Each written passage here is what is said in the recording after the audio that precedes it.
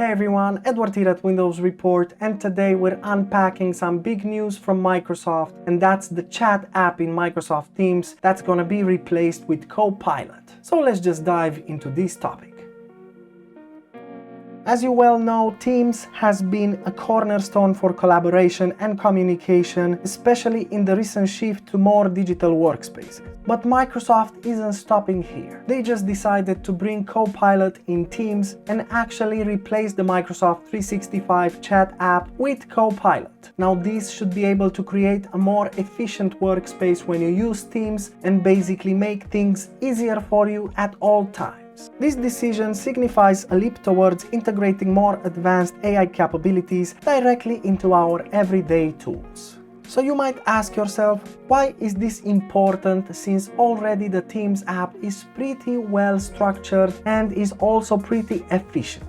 Well, with Copilot, Microsoft is pushing the envelope on how AI can assist in streamlining workflows, enhancing productivity, and even reshaping our interactions within Teams. Imagine having an AI-powered partner that not only helps manage your tasks, but also understands the context of your conversations, offering insights and assistance in real time. But this update isn't just about adding new features. It seems like Microsoft is shaping a new vision where AI is thoroughly integrated within the operating system as well. And with the upcoming update in the second half of 2024, which is the 24H2, we might see AI integration on many levels. I am actually very curious to see how this will roll out because not many people are keen about AI being integrated into their operating system because data collection and privacy is a real concern for all of us, and how Microsoft decides to manage this data collection and this privacy issue within AI will be something that I will look forward to.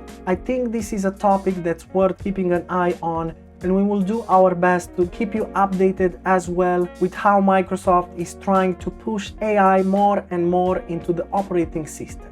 And that's that. Here at Windows Report, we try to keep the news short, and if you enjoyed this video, make sure to hit the like button and subscribe to our channel for more quality content. Thanks for watching.